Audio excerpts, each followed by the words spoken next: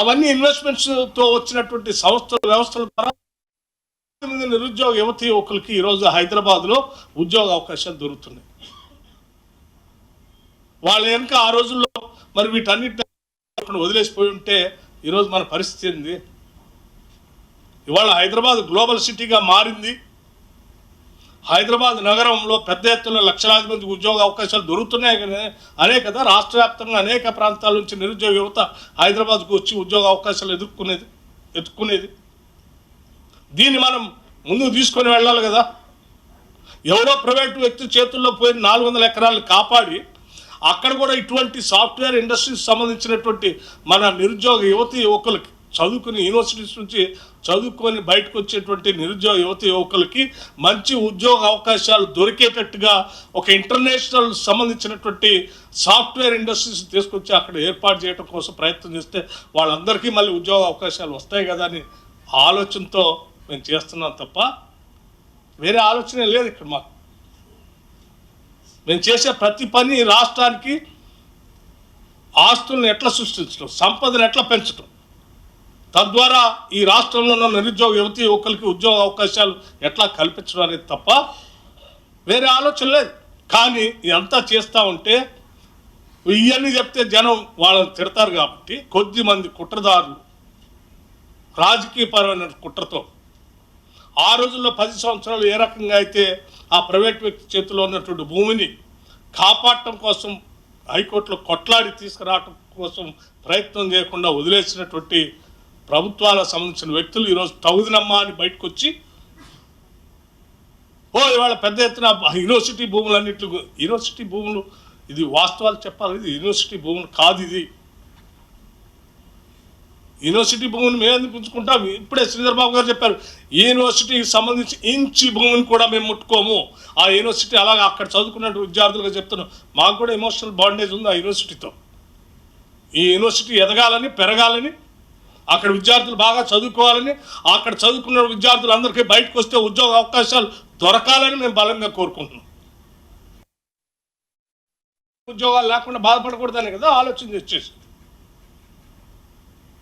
అక్కడ ఉన్నటువంటి ఏదో మష్రూమ్ రాకం కానీ లేకపోతే అంబరెల్లా రాకం కానీ లేకపోతే ఇంకొక లేఖం కానీ వాటిన్నింటినీ దేన్ని డిస్టర్బ్ చేసే క్వశ్చన్ లేదు. We believe strongly ecological imbalance ఏం జరగనీయం. రాష్ట్రం హైదరాబాద్ నగరం పొల్యూషన్ ఫ్రీ నగరంగా ఉండాలి, ఇక్కడ ఉద్యోగ అవకాశాలు రావాలి, నగరం పెరగాలి, సంపద సృష్టించబడాలి. అలా సంపద సృష్టించబడితేనే రేపొద్దున ఈ రాష్ట్రంలో ఉన్నటువంటి నిరుపేద ప్రజలందరికీ కూడా సంక్షేమ కార్యక్రమాలకు కూడా మేము నిధులు వెచ్చించగలగాలి. ఇన్ని రకాలుగా ఆలోచన చేసి ఈరోజు రాష్ట్ర ప్రభుత్వం ముందుకు పోతుంది తప్ప ఈ సర్క్యులేషన్ ఏది సోషల్ మీడియాలో సర్క్యులేట్ చేసినట్టుగా యూనివర్సిటీ భూమిని గుంజుకొని ఈ రాష్ట్ర ప్రభుత్వం అటువంటి పని చేయకపోదు కూడా. ఇది జరిగిన వాస్తవం. సో దయచేసి మిత్రులందరికీ నేను చెప్తా ఉన్నాను, ఈనాడు గట్టిగా కొట్లాడి రాష్ట్ర ప్రజలందరి తరఫున ఈ 400 ఎకరాలని కాపాడి తీసుకొచ్చి ప్రజలకు అందిస్తున్నాము. లేకపోతే మేము కూడా అలాగే గాలికి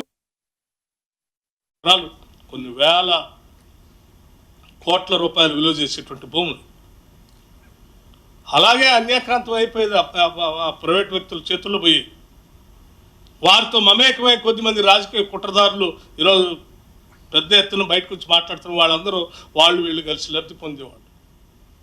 కానీ ఆ కొద్దిమంది వ్యక్తులకి కోసం కాదు కదా ఈ వ్యవస్థ, రాష్ట్రం, సంస్థ, పాలన, ప్రభుత్వం ఉంది.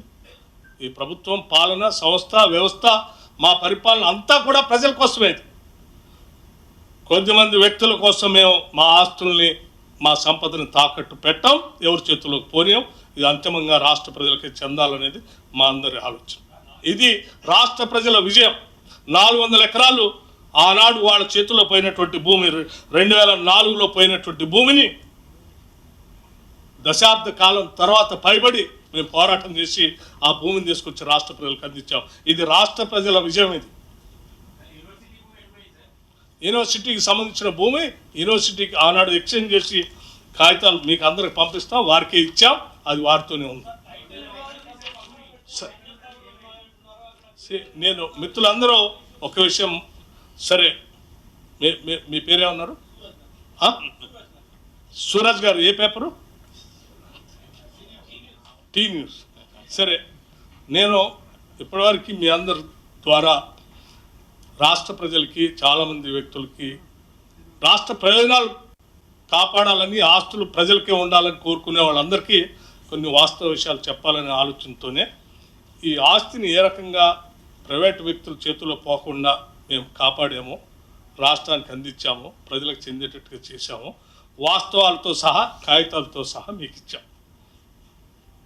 ఒక తప్పుడు ప్రచారం యూనివర్సిటీ ల్యాండ్ని మేము తీసుకున్నాము, మేము తీసుకోలేదని చెప్పడం కోసం ఈ ఎవిడెన్స్ కూడా మీకు అందిస్తున్నాం. In exchange of this land, అక్కడ ఇచ్చిన ల్యాండ్ సంబంధించిన సమాచారం కూడా ఇందులో ఉంది, అది కూడా ఇస్తా ఉన్నాం. సో దయచేసి మీ ద్వారా, విఘ్నులైన మీ ద్వారా రాష్ట్ర ప్రజలకు తెలియాలి, దేశానికి కూడా తెలియాలి. నేను మీ అందరూ రిక్వెస్ట్ చేస్తున్నాను, కొట్లాడి కొద్దిమంది ప్రైవేట్ వ్యక్తుల చేతుల్లో పోయే వేల కోట్ల ఆస్తిని ఈ రాష్ట్ర ప్రభుత్వం ప్రజల కోసం పోరాటం చేసి తీసుకొచ్చిందనేటువంటి కనీస వాస్తవ విషయాన్ని మీరు ప్రజలకు తెలియదు. అమ్మా ఏది నేను మాట్లాడిన తర్వాత మళ్ళీ మీ క్వశ్చన్ లేదని ఉంటే నేను మిగతాది క్లారిఫై చేస్తాను. సో నేను మీ అందరికీ ఒకటే రిక్వెస్ట్ చేస్తున్నాను కూడా, చాలామంది నిరుద్యోగ యువతి యువకుల కోసం పెద్ద ఎత్తున ఈ హైదరాబాద్ నగరంలో ఉద్యోగ అవకాశాలు రావాలని మీరు కూడా కోరుకుంటున్నారు. వాళ్ళందరి తరఫున మీరు కూడా పోరాటం చేశారు. భవిష్యత్తులో వాళ్ళందరికీ మంచి ఉద్యోగ అవకాశాలు వచ్చే విధంగా రాష్ట్ర ప్రభుత్వం చేస్తున్నటువంటి ఈ కార్యక్రమాలు, వాస్తవ విషయాలు ప్రజల దగ్గర తీసుకువెళ్ళవలసింది విజ్ఞప్తి చేస్తా ఉన్నాను. Thank you.